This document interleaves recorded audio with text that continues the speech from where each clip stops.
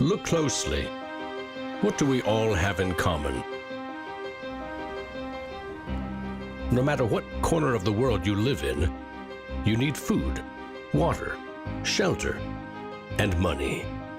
Half of every transaction involves money in exchange for goods or services, stocks, a loaf of bread, illegal drugs. You gotta pay for it. We spend much of our lives chasing money to make a living and accomplish our dreams. But it's also an instrument of destruction. Some might say evil, driving criminals to lie, steal, and even murder. The existing banking system extracts enormous value from society, and it is parasitic in nature. Money is a catalyst for the worst and the best of human endeavor. Before civilization, we created currency, fuel for wars, the path to power, champion and enemy of innovation. Money is so integral to our society and our global economy that its true nature remains a mystery to most. This is the story of money, perhaps the end of money as we know it. No matter how fat your bank account or how thin your wallet, to us it's all cold hard cash. There are some who want to kill it. Get rid of it. Burn your dollars, your euros, your yen, and transform every penny you have into ones and zeros, digital currency. Entrust it to the web and computers spread across the planet. Magic internet money. It's called cryptocurrency, Bitcoin. Invented in secret, it was a gift to the world. It's not just a currency, but it's actually programmable money. A potential curse on bankers. And there's nothing that the big banks or politicians can do to stop it. Breaking every government's grip on money supply. What the internet did for information, Bitcoin is doing for money. Could it be the new gold? No, you have to really stretch your imagination to infer what the intrinsic value of Bitcoin is. Regulators, the Federal Reserve, the banking system, please understand this is a thing that they have to take seriously. This is going to change the economic culture. Bitcoin could be a microeconomic miracle worker, and it could be a macroeconomic wrecking ball. Is Bitcoin the currency of the future? A godsend for criminals? Or a recipe for financial disaster? If you trust your money just as it is, we have a little story to share.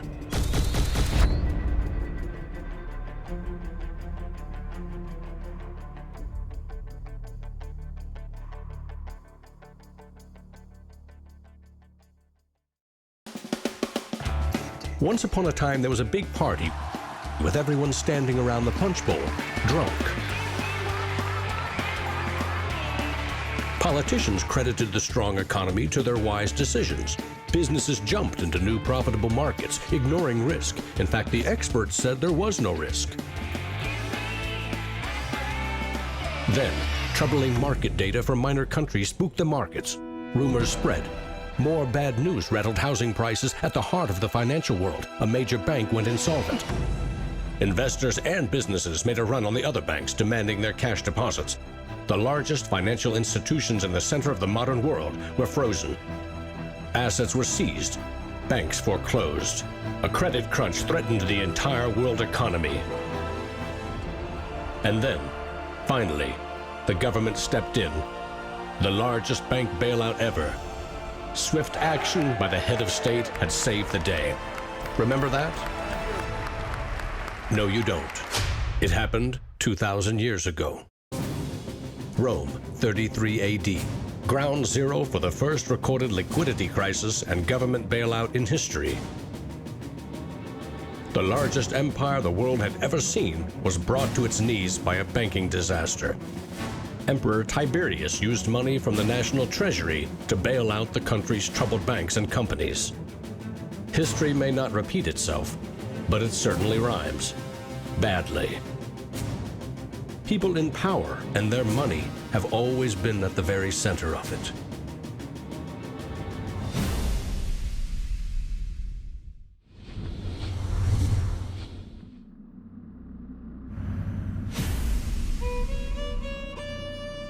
The story of money is as old as civilization itself. When we lived in small tribes, keeping track of debt was easy. You owed somebody a load of firewood. A neighbor owed you a piece of meat. Credits and debits were kept in your head, a mental ledger. Currency is a language that allows us to express transactional value between people. It's technology that's older than the wheel. It's as old as fire. When humans wanted to trade outside their tribe or village, they needed something everyone could agree had value, something scalable. Enter commodity monies.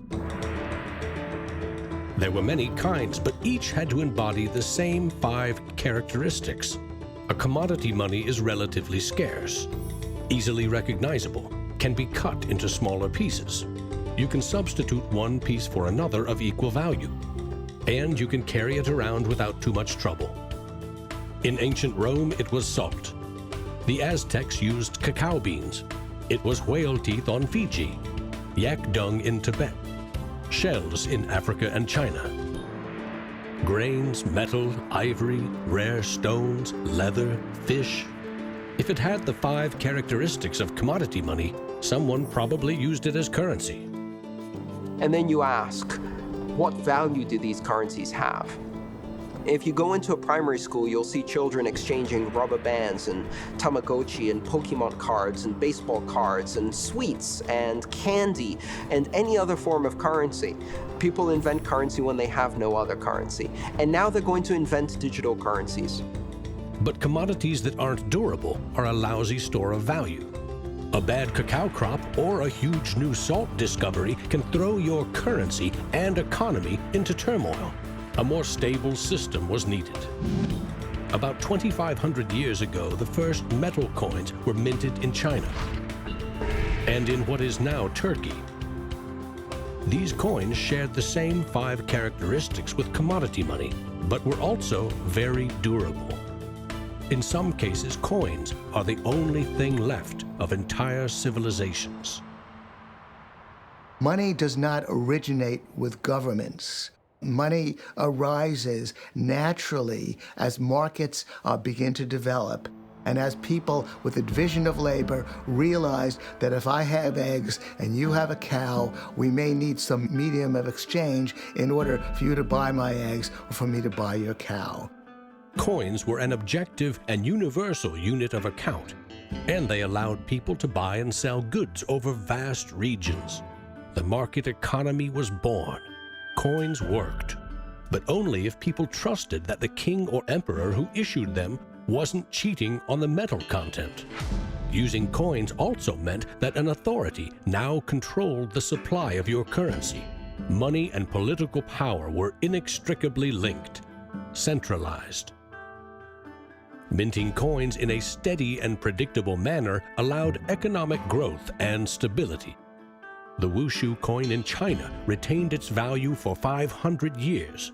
In Constantinople, the solidus lasted for 700 years. But in those times, the coins didn't have this sort of milled edge.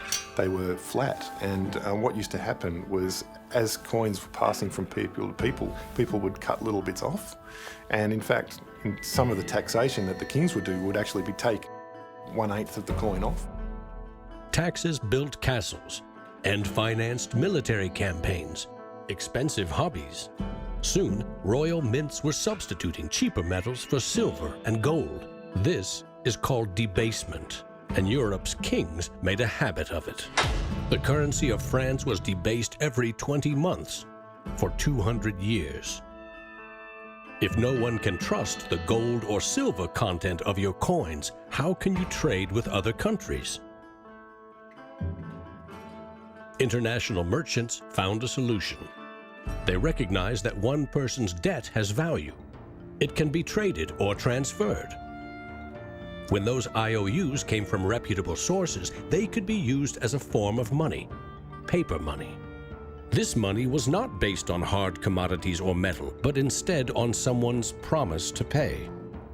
Merchant families like the Medici in 15th century Florence acted as clearinghouses for these IOUs. It worked like this. an English trader ordered a shipment of Italian cloth from the Medici for 100 gold coins. His promise to pay the Medici was put on paper. Meanwhile, the Medici owed 100 gold coins to another trading partner for delivery of wine from France. The parties didn't go to the expense of transporting and exchanging gold coins. Instead, the paper was transferred. Everyone agreed that the paper had value, 100 gold coins, but only because everyone trusted the Medici as solvent middlemen. They had created a paper money machine. Within a few generations, they rose from low crime to high finance.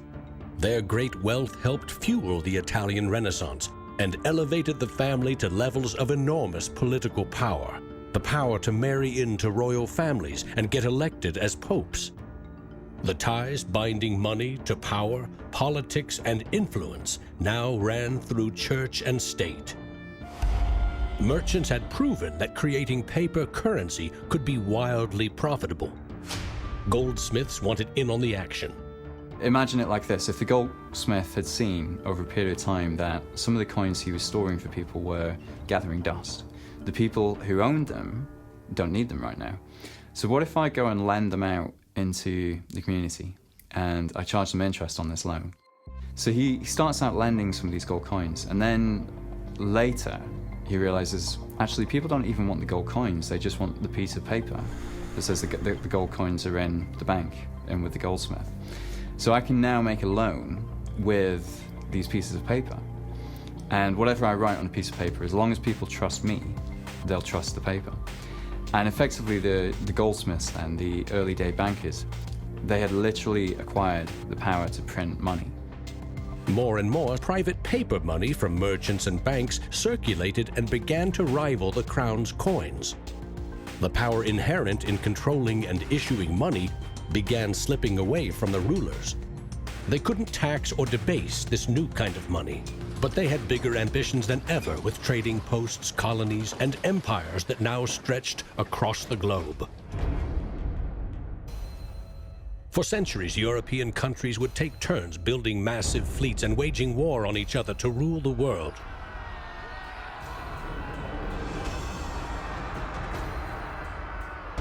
Government wanted to take the people's money in order to finance its wars. That's essentially the history of money. Money and warfare go together. War is expensive. 1 year's income taxes simply aren't enough. Kings and queens had to borrow money against future taxes. They needed a groundbreaking financial innovation: government bonds. The loans came from rich merchant families and goldsmiths, who by now had become powerful financiers and bankers. Sovereign debt and deficit spending had been born.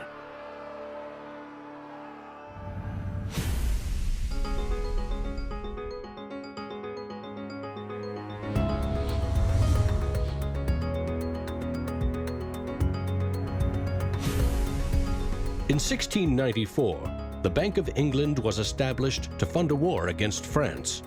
England's central bank was privately owned and granted the monopoly to issue banknotes, paper that could be redeemed for an equal amount of gold from the government coffers. The central bank soon also managed the entire debt of the crown. Money has been a tool of sovereignty for centuries. Being able to issue currency gave you the power, but it also gave the value to that monetary supply by backing it with a force of state, with essentially the debt of state. When the U.S. won independence from Britain, the first article of the new Constitution gave Congress the exclusive right to coin money. This currency's value was tied to gold in government vaults. From 1781 until the Panic of 1907, the financial system of the U.S. was an economic petri dish. Brief central banks, state banks, private currency, government currency, depressions, strong growth, recessions, regular boom and bust cycles. The long term, as far as capital is concerned, people want predictability. People want stability. From the back of that, they can plan. Now, it's very hard to plan in the long term with such a level of volatility. In 1913, bankers and politicians decided that it was in the country's best interest, and theirs, to have a permanent central bank. They created the Federal Reserve. Among its jobs, expand or contract the supply of a single national currency, the Federal Reserve note. The dollar was tied to gold, and strategic control of it would avoid booms that lead to busts. At least that was the plan. Then came 1929.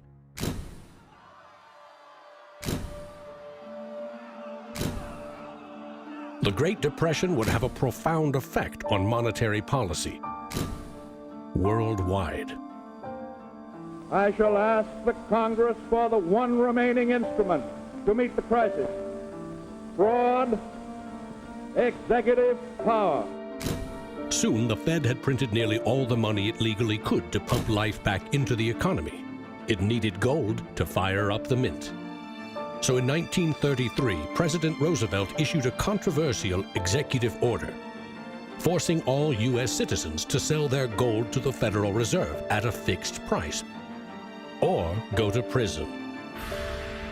The Fed offered far more cash to foreign governments for their gold. Many jumped at the offer. Gold flowed in, and dollars spread across the globe.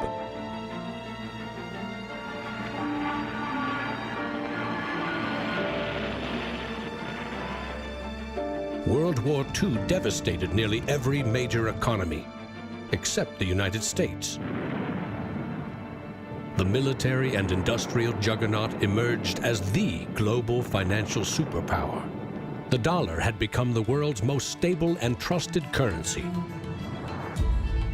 Other countries pegged their currency to the dollar, which could still be redeemed for gold. In fact, the U.S. owned more than half of the world's gold reserves. In the next few decades, more dollars flowed to foreign countries. Governments began debasing their coins with cheaper metals and printing more of their own currency than they had in gold. The bond between precious metals and paper currency was cracking. This is a 1966 50-cent piece. It was the last coin in regular circulation in Australia to contain silver, and it contains 80% silver. So in 1966, this was 50 cents. Nowadays, it's $8 roughly in silver alone. By 1966, foreign nations had had enough of the U.S. collecting gold and printing cash. And they had more value in dollars than the U.S. had bullion in its vaults. They demanded gold in return for their paper dollars. Arguments about the value of the dollar versus their currency ensued. In 1971, President Nixon settled the matter. He severed United States currency from the gold standard. I have directed Secretary Connally to suspend temporarily the convertibility of the dollar into gold or other reserve assets, except in amounts and conditions determined to be in the interest of monetary stability and in the best interest of the United States. Never again could anyone legally demand U.S. government gold in exchange for paper dollars. For better or worse, the dollar was now backed solely by the full faith and credit of the United States government. The wealthiest nation the world had ever known would bet its future on a single word: trust. People have this mythology of money that is based on very little fact. And one of the nice things about Bitcoin is that it forces people to start to ask questions about the fundamentals of money. Bitcoin is an attempt to adopt the advanced computerized system that we have, the internet, to resurrecting what money used to be all about.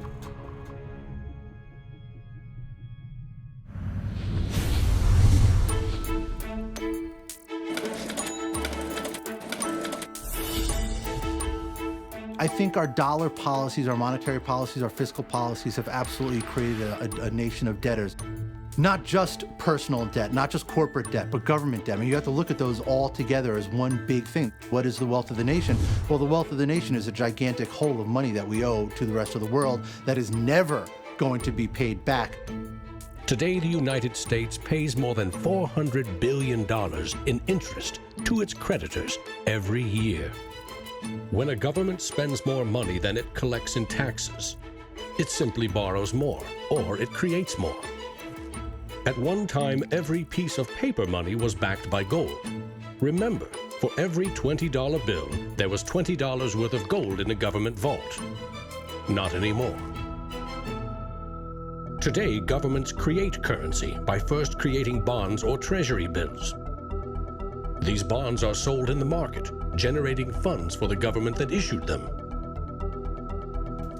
Large banks buy U.S. bonds to flip them, selling them to the Federal Reserve at a profit. This is the magic money machine. You see, the Fed is America's central bank, but it doesn't have any money. No cash on its balance sheets. When a bank buys a bond and takes it to the Federal Reserve, the Fed simply says, "Thank you, Mr. Banker. Here's the principal and some profit." New money isn't exchanged. It simply appears on the bank's accounts. Magic. For 100 years and counting, the precise mechanisms of these bond purchases have remained a secret. Here's where it gets really interesting. The Federal Reserve is not a government agency. It's a private entity, and its shareholders are banks which earn a dividend. As much as $80 billion per year total are paid out to some of the very same banks that sell the government debt to the Fed. Which banks? Don't even bother asking. That's also a secret. In other words, the magic money machine answers to no one. The Fed also sets the bar for how much interest you pay for a car, home, or business loan. The Federal Reserve has been given the impossible task of trying to run the credit and monetary system as though we are the Soviet Union. It's the central planner for the key aspect of capitalism, which is how money and credit is allocated. The Federal Reserve, on balance, does not help the economy. On balance, it hurts the economy. And it's bound to make mistakes, even with the best of intentions. The Fed is also supposed to boost employment with low interest rates, encouraging people and businesses to buy more goods and services. Governments getting involved in money is a good thing, and it's also a bad thing. It's a good thing because money is the arteries of the economy, the blood supply of the economy. Markets are subject to bouts of euphoria and despair, and it makes sense for governments to back currency and manipulate it. Moving the money supply up and down is the most powerful way to sedate that boom and bust cycle. Manipulating the supply of money has short-term and long-term consequences.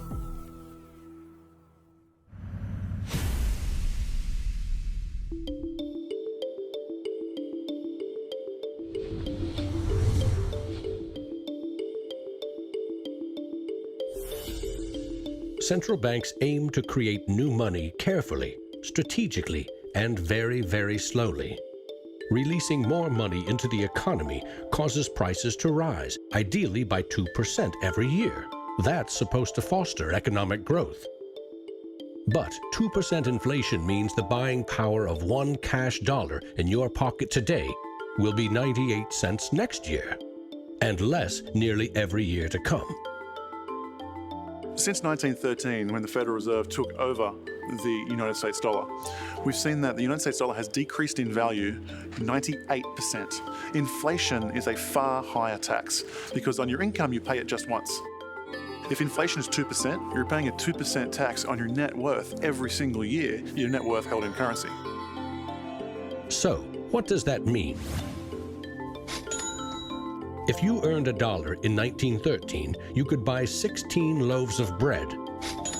Today, $1 barely buys you one. That's not a quaint notion of how cheap things used to be.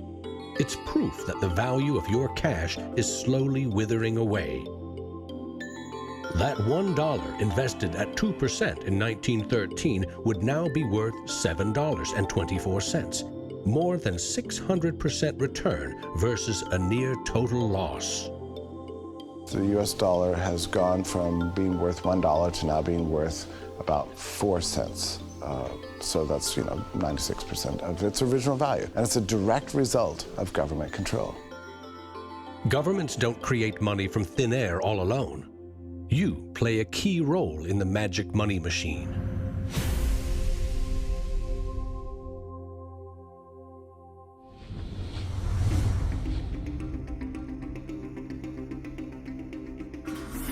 It's not really the central banks that are the problem. I mean, they're part of the problem, but the real problem is that we've given the power to create money to the same banks that caused the financial crisis. We put our paychecks and savings into a bank account and draw from it as we need it. The banks are custodians of our money. Right? Wrong. It is now the property of the bank on their balance sheets. They can do just about anything they want with it. For example, create new money. Here's how. Your bank account shows $100, but the bank only holds $3 and loans $97 to Bob to buy something.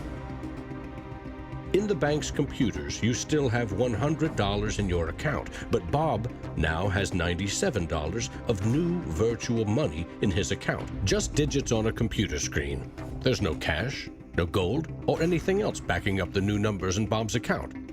Just his promise to pay it back. This is new money created as debt.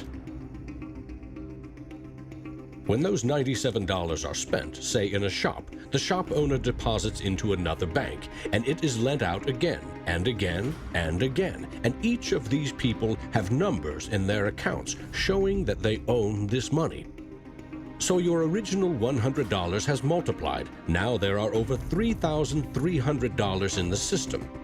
This process of loaning out far more money than a bank actually has as cash on hand is called fractional reserve banking.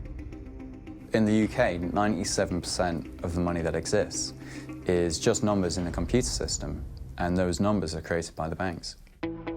Banks earn untold billions in interest every year by creating and lending virtual money. What's more, banks don't even need your deposit to create new money. If they consider someone credit-worthy for a loan, they can put new magic money into his or her account and start charging interest. So reporters talk about Bitcoin as though it's the first digital currency. But actually we use digital currency every time you make a transaction through internet banking or through your bank card. Actually, it's not even just digital currency, it's digital currency that is created by the banks, essentially out of nothing. In other words, all new money is debt. This is the part of money creation that isn't taught in economics class. Money in paychecks, bank accounts, 401ks, that loan to Bob, credit card debt, your home loan, all began life as virtual money created by the banks. The entire system is based on trust. Trust in the bank's solvency, trust in the debtor's ability to repay their debt. If all bank customers demanded just 3% of their deposits right now in cash, this run on the banks would reveal the truth. Almost none of that paper currency you think is in your bank account exists. It never did. Remember the drunken party? Our financial crisis had everything to do with virtual dollars. Too many people with very little income borrowed a lot of money they could never repay. But the banks didn't care. They didn't have to. They quickly made and sold shaky loans to someone else for a profit. And I got them all approved. Hey! Apply now. Selling bad loans was a good business until the whole thing blew up in a global financial crisis.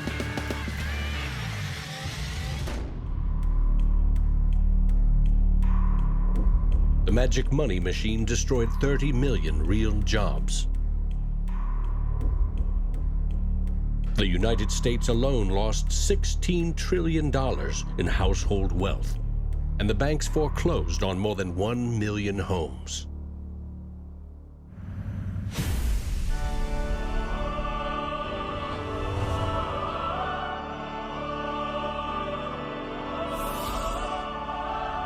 Selling subprime loans and betting they will fail may not be sacred, but it is lucrative. As much as 1/4 of our best and brightest are being lured by the siren call of the money machine. Instead of science, engineering, or medicine, they chose a career betting with other people's money. To get rich quick, very rich. And sometimes they take shortcuts. Getting by on a nickel and a dime. Money has a funny way of bringing us down.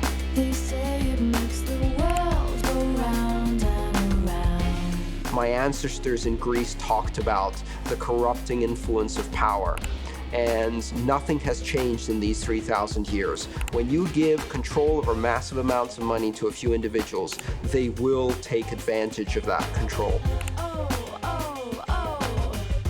Banks today are factoring in fines and money laundering and all the rules that they break into their cost of doing business. JP Morgan is today coming out and saying that Bitcoin is not a legitimate way of doing business. Banks today are tied into a system that is completely rigged to basically harvest money from the entire global economy and pump it into the hands of very few. Don't get consumed by the greed. The existing banking system is cozy, it's captured the regulators, it extracts enormous value from society without delivering anything in return, and it is parasitic in nature. The banks play a very pivotal role in an economy. You look at any successful economy, it has successful banks. There's a very close correlation with banking profits and the economy as a whole. In medieval Europe, a banker who couldn't repay depositors was hanged. Today, that same banker would get bailed out, paid bonuses, and enjoy some tax benefits too. To date, no senior U.S. banking executive has been charged for selling the bad loans that fueled the Great Recession.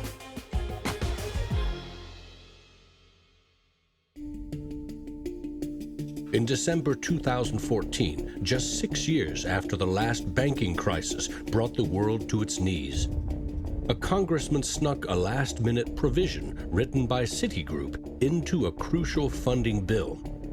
The provision allows the largest U.S. banks to once again make risky derivatives bets with bank deposits.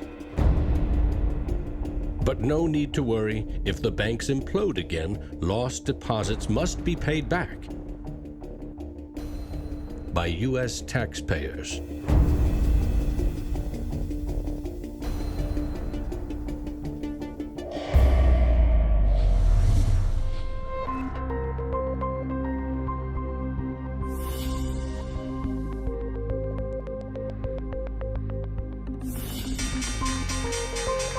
Today's financial innovators package assets in ever more complex ways, slicing, dicing, securitizing, always using someone else's money. They sell debt, transfer risks, leverage bets. That's what they call innovation. When you're talking about financial innovation, Bitcoin certainly is a very good example of innovation. But there's also been other innovations that people a bit closer to the world of finance would cite as good examples. An example of that would be the original swaps market. From there moving on to the credit default swap. It is an excellent example of financial innovation, but also if it's used incorrectly, it can create a lot of problems, as we've just seen. History teaches that the most revolutionary and disruptive innovation nearly always comes from the fringe, not from corporate cubicles. True innovators see the world differently. They see the big picture, creating new products and entire systems that lead to new industries. Steve Jobs called them the square cogs in round holes.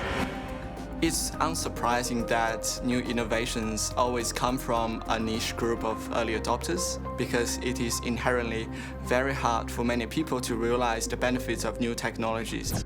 In 2011, most Bitcoin community people were either people from the technology space, the geeks and hackers, or people from the traditional financial industry. There are even some bankers and hedge fund traders using Bitcoinica at that time as well, which was really surprising to me. A radical new idea is often met with skepticism, ridicule, even hostility from those who stand to lose the most from its success. Case in point, the automobile. In the late 19th century, Carl Benz and others built the first cars, contraptions that could threaten the stagecoach and railroad industries. These self-propelled vehicles, or road trains, would certainly scare horses, injure people, and damage roads. Cars, the railroad barons said, were just too dangerous. And to protect us, they used their power to pass a law in 1865. It required every automobile in England to observe a 4-mile-per-hour speed limit and to be operated by a crew of 3, a driver, an engineer, and a flagman. This heroic flagman walked in front of the car to warn fellow citizens of the coming danger. The railroad tycoons, the lawmakers, the self-appointed gatekeepers used regulation to stifle innovation. But they didn't invent the flagman. He's been around for a long time.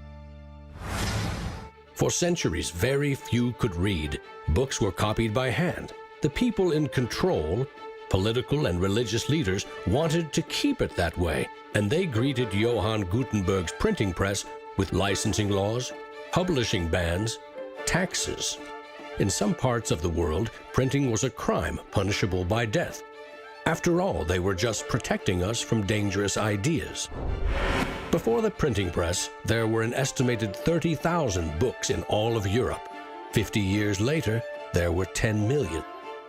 As Gutenberg's invention flourished, the Dark Ages withered.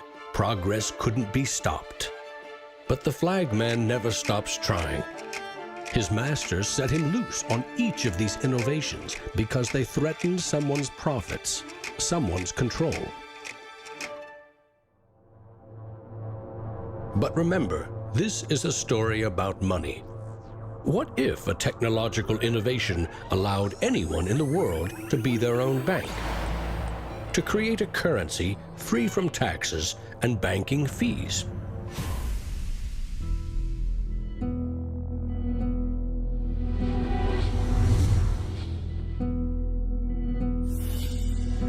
The U.S. Constitution forbids citizens from printing or minting their own currency, competing with or undercutting reliance on the U.S. dollar. In 1998, Bernard von Nothaus decided to test the resolve of the federal government. The Liberty Dollar was available in gold, silver, platinum, and copper. It was available in 3 forms, both in specie, in other words, gold and silver, in paper, as warehouse receipts, and in digital form. Obviously, the government didn't like it. They arrested me and convicted me of counterfeiting, fraud, and conspiracy, and I'm currently awaiting 22 years sentence in federal prison. Lesson learned. At a hackers convention in the Netherlands, there was a young hacker there who used the alias of Satoshi Nakamoto. And he talked to a friend of mine, and he identified the Liberty Dollar and me as inspiring him to create a new currency. Bernard von Nothaus's arrest for creating private money may also have inspired Bitcoin's inventor to keep a lower profile, publishing the invention under an alias and vanishing. Part of me is interested to know who Satoshi is.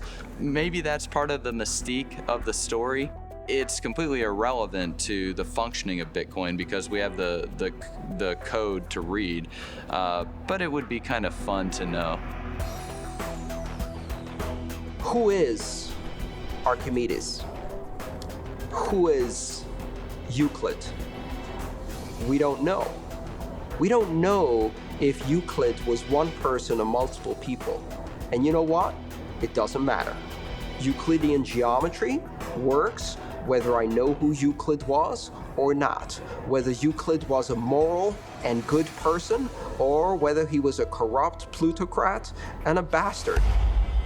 Science and mathematics have essential truth that stands alone, irrespective of its inventors and irrespective of their motives. Well, Bitcoin is a system based on mathematical truths, and these mathematical truths stand alone. We can read the source code in Bitcoin and understand it, and it will be true whether Satoshi Nakamoto is a man, a woman, a collection of individuals, a government agency, or aliens from the future. Bitcoin is digital currency and computer software. Capital B Bitcoin is the shared code that creates a global payment network using computers connected to the internet. Bitcoins are virtual currency, digital money created, stored, and exchanged on that network. But unlike virtual dollars created by a banker, this new currency was created with math by an anonymous inventor. Bitcoin is an open-source software protocol, like much of the code supporting the internet and email. Open source means anyone, everyone, can use the protocol. No one person or company can control it. Every change to the software is public, open, and transparent. The code was first developed by Satoshi. Then there were dozens, now hundreds, of programmers constantly collaborating to improve Bitcoin's features and security. So what makes Bitcoin a breakthrough? It tackles an ancient human dilemma and solves a computer science problem. Any shared information or data can be flawed, corrupted. Anything can be faked. How do we know that what we're receiving can be trusted? In our traditional mindset, it's very important to know who is behind this currency because their reputation is significant in knowing that our funds and the true wealth is actually safe. In finance, we rely on trusted third parties like banks, credit card companies, remittance services. They keep track of money as it moves from one account to another, and they charge us handsomely for it. We trust that their digital ledgers of credits and debits balance. A financial system that cuts out these middlemen could be faster, cheaper, and more secure. But Bitcoin is digital. Music and movies are easily pirated, copied, stolen. How can a digital currency retain value if anyone can make 1 million copies? The answer is at the core of Satoshi's invention. A Bitcoin is not a file on a computer. It's an entry in the publicly distributed database called the blockchain. Just as the Medici kept a ledger of credits and debits, today's banks record each transaction as a plus and minus in their ledgers. Now we call them databases. Bank accounts are replaced by a digital wallet that you alone control. Bitcoin's ledger is the blockchain, a record of every Bitcoin in existence and every Bitcoin transaction ever made. It always balances because no Bitcoin ever leaves it. When a Bitcoin is sent from one digital wallet to another, what they are really sending is control over that part of the database.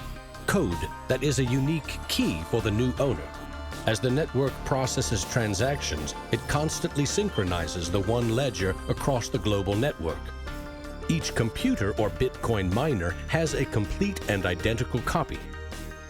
And because the blockchain is public, it cannot be controlled by any one person or computer. Owners of the Bitcoin mining computers are rewarded with new Bitcoins for processing transactions and keeping the network secure.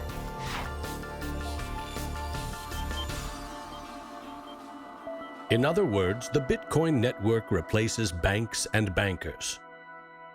Today, the combined computing power of this global network is greater than the 500 biggest supercomputers combined, times 10,000. And because every transaction is verified and recorded by the network, a Bitcoin cannot be forged.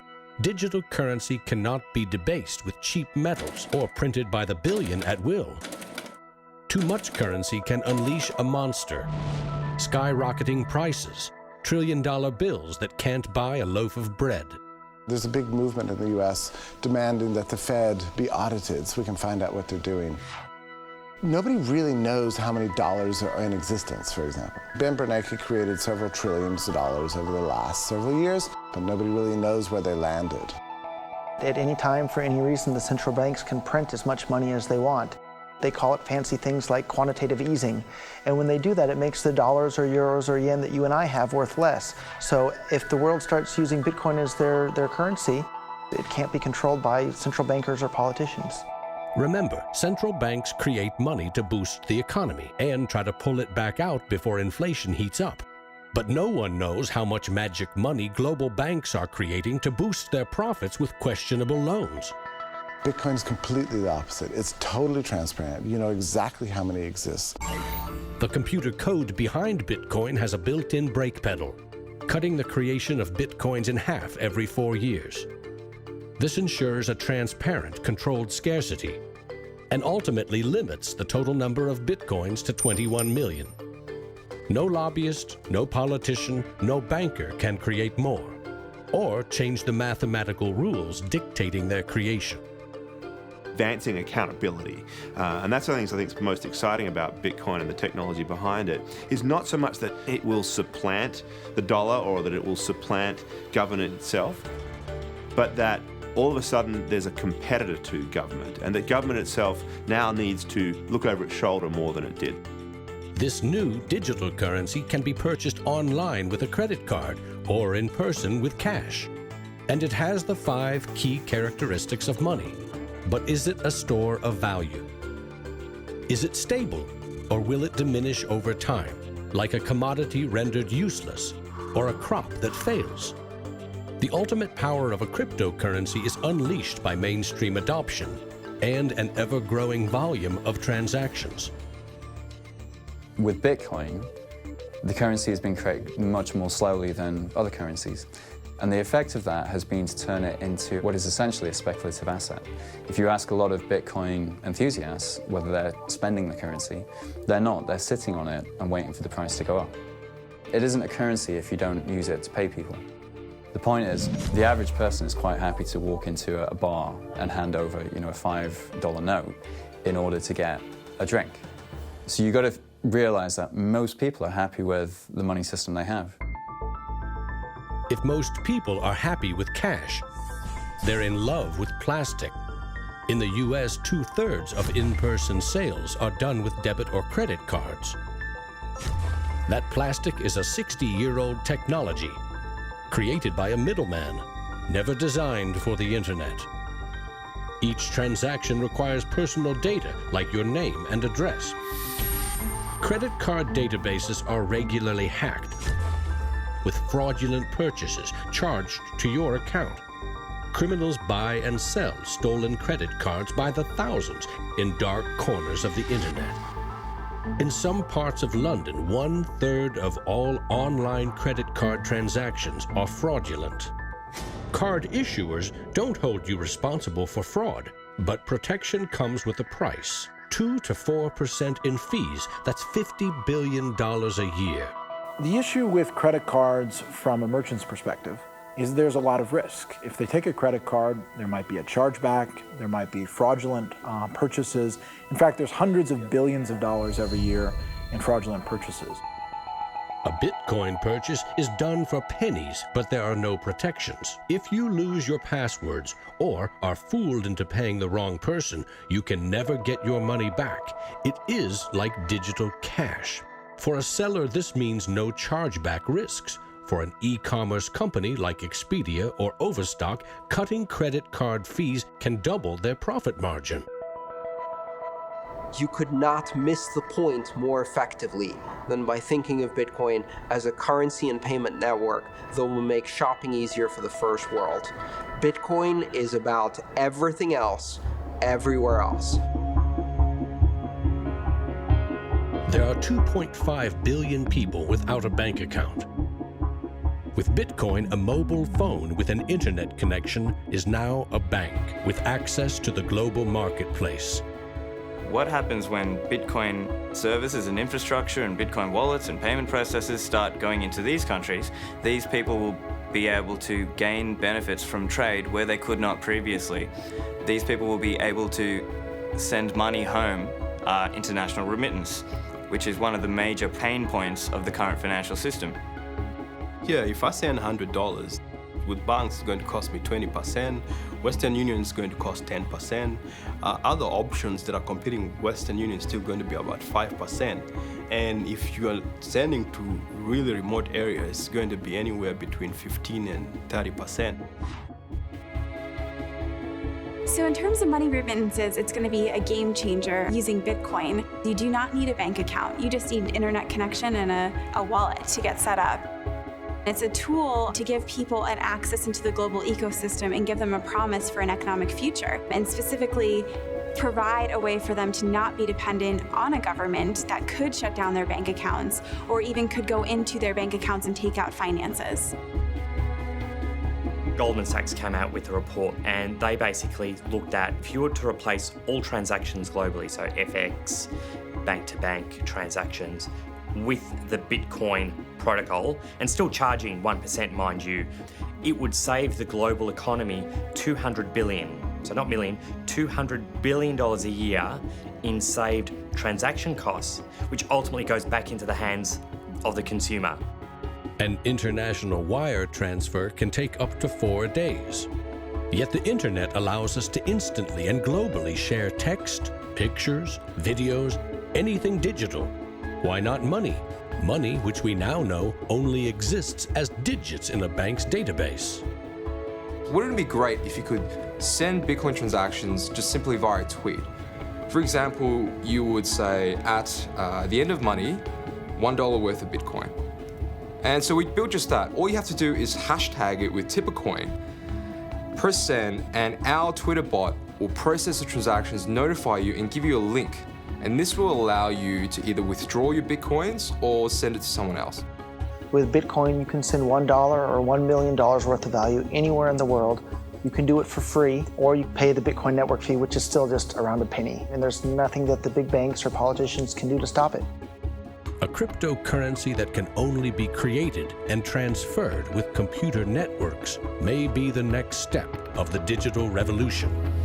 The rise of machines, self-driving cars, drones, robots that rely less and less on humans.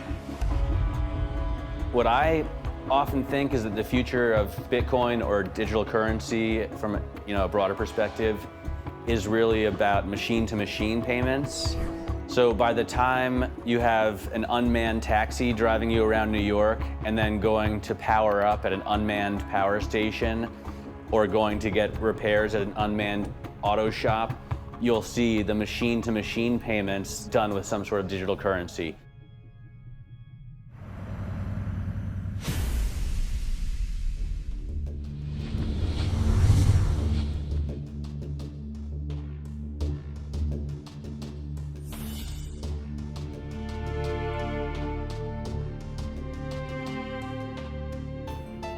We actually built this world that we live in over the last 200 or 300 years. We've made some mistakes. We've learnt to make things better.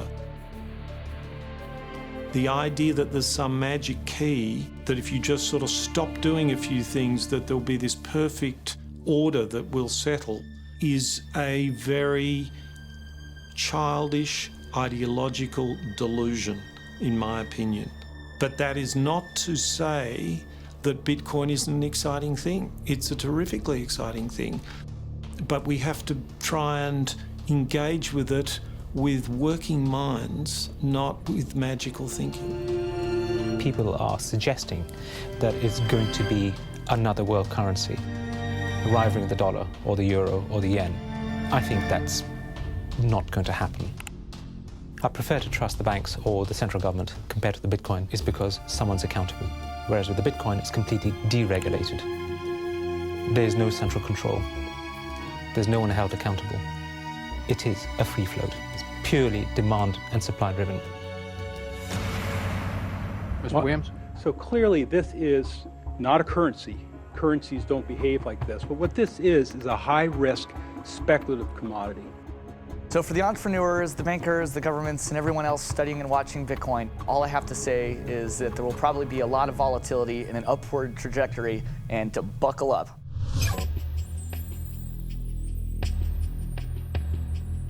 Criminals, scam artists, bad actors are drawn to any kind of money like a moth to a flame.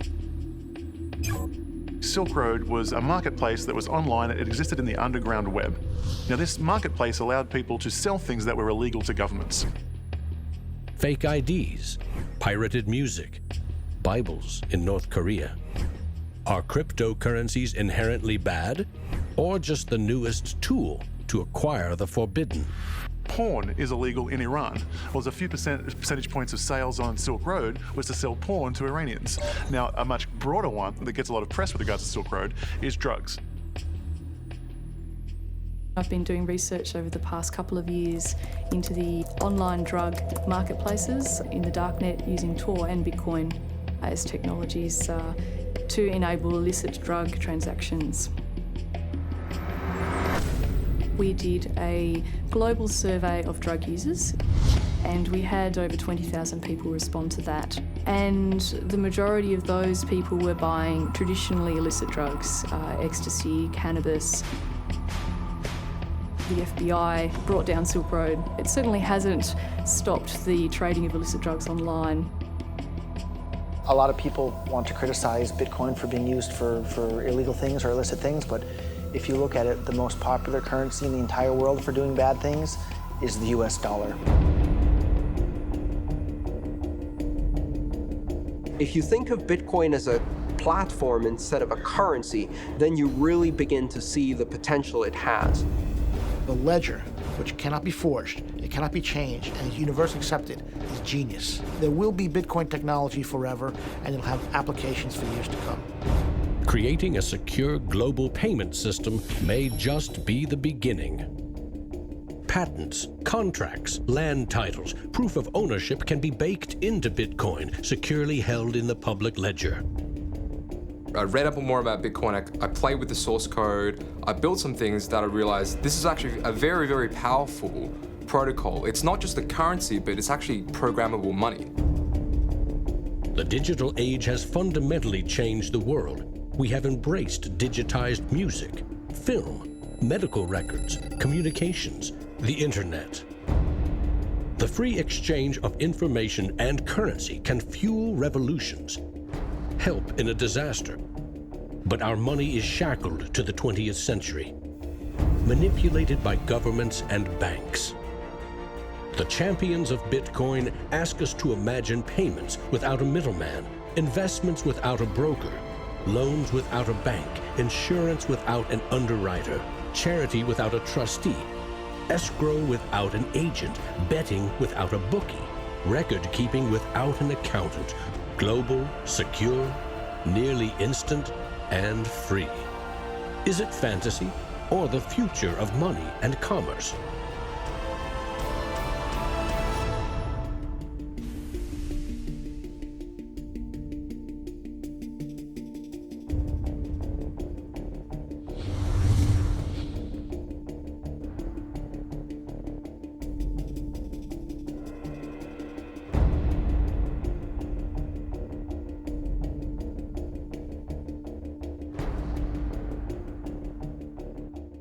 I love Bitcoins. I'm really into Bitcoin. Well, Satoshi Nakamoto, that's a name I love to say. And we don't know much about him, but he came to save the day. If you don't know what a Bitcoin is, right, usually the way people describe it is digital cash. It's money for the internet. Oh, Bitcoin, as you're going into the old blockchain. Oh, Bitcoin, I know you're going to rain, gonna rain. People are like, oh, I love my bank. I'm like, really? You ask a banker, you know what's 2 + 2? He's like, well, I can tell you, but there's a fee. Down the road it will be told about the death of old Mt. Gox, about traders trading altar coins and miners mining blocks. Now, Bitcoin is a new technology. I like to say it's banking light. All of the convenience, none of the evil. Bitcoin, as you're going into the old blockchain. Oh, Bitcoin, I know you're going to rain, till everybody knows, You know, when I go online and I buy, like, I don't know, a pair of socks, if I pay with a credit card, I'm just buying socks, right? If I buy those socks with Bitcoin, it's a revolution. I am sticking it to the man.